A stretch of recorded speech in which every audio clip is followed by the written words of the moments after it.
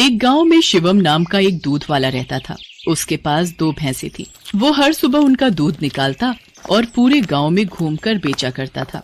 शिवम का रोजाना का एक नियम था।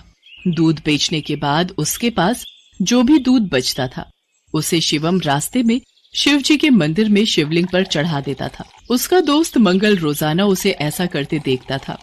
एक दिन, शिवम, तू इतनी मेहनत से पूरे गांव में दूध बेचता है और जो दूध बच जाता है उसे तू शिव मंदिर में चढ़ा देता है। बाकी लोग तो शिवलिंग पर थोड़े से दूध में पानी मिलाकर चढ़ाते हैं। तू भी ऐसा किया कर और बाकी बचे दूध को इकट्ठा करके उसकी दही और घी बनाकर बाजार में बेच दिया कर। इससे तेरी दुगनी कमाई होगी। मंगल, मैं भोलेनाथ को अपना पिता मानता हूँ, इसलिए उनकी भक्ति और सेवा करता हूँ। भोलेनाथ की कृपा से मेरी इतनी कमाई हो जाती है जिससे मैं खुश रहता हूँ। शिवम मंगल की बात पर ध्यान नहीं देता। वो नियम से ही रोजाना दूध चढ़ाने का कार्य करता रहता था।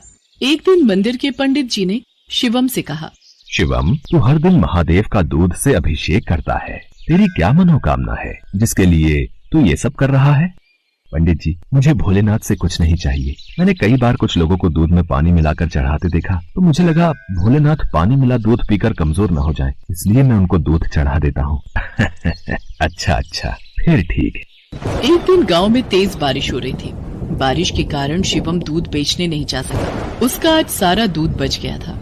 उसने सोचा, आज इतना दूध बच गया है, मैं इसे शिवलिंग पर चढ़ा आता हूँ। शिवम, ये दूध तो बहुत सारा है, ये तो बहकर खराब हो जाएगा। तो फिर मैं इस दूध का क्या करूँ? पंडित जी, मैं ये दूध घर वापस भी नहीं ले जा सकता और ऐसे तो ये दूध खराब हो जाएगा। तुम एक काम क्यों नहीं करते? तुम इस सारे दूध की खीर बनाकर भोलेनाथ को भोग लगाकर गांव में खीर का प्रसाद बांट दो, इससे तुम्हें पुण्य मिलेगा। पंडित जी, ये तो आपने बहुत अच्छा विचार बताया है। मैं अभी जाकर बाजार से खीर का सामान लेकर आता हूँ। शिवम को पंडित जी की बात अच्छी लगी और वो बाजार से खीर बनाने का सामान ले आया। शिवम ने खीर बनाकर भगवान शंकर को भोग लगाया और सारे गांव में खीर का प्रसाद बांटा। इधर कैलाश पर्वत पर भगवान भोलेनाथ के मुख पर खीर लगी देख माँ पार्वती उनसे बोली, ये तो जरूर भगवान कृष्ण की भेजी हुई कोई चमत्कारी गाय दिखाई पड़ती है, जैसे उनका कोई आशीर्वाद हो। देवी पार्वती, ये मेरा प्रिय भक्त शिवम है।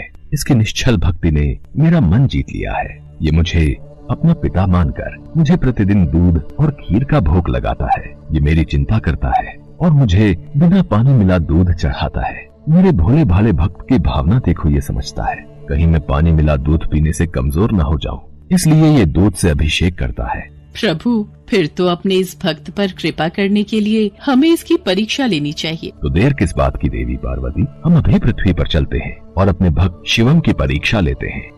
भगवान शिव और देवी पार्वती ने सेठ सेठानी का भेष बना लिया और शिवम के घर पहुंच गए।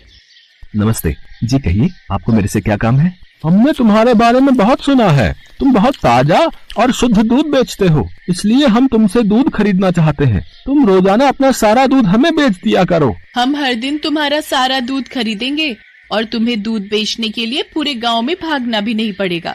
हमारे लोग यहीं से दूध ले जाएंगे और पैसे तुम्हें दे देंगे। मैं आपको सारा दूध नहीं दे सकता। मेरी भैंसें जितना दूध देंगी उसमें से थोड़ा दूध मैं भोलेनाथ के अभिषेक और खीर के प्रसाद के लिए रखूंगा। और हमें तो रोजाना बहुत दूध चाहिए। तुम सारा दूध दे दो, भले ही दाम 4 गुना ले लो, तुम्हारी अच्छी कमाई हो जाएगी।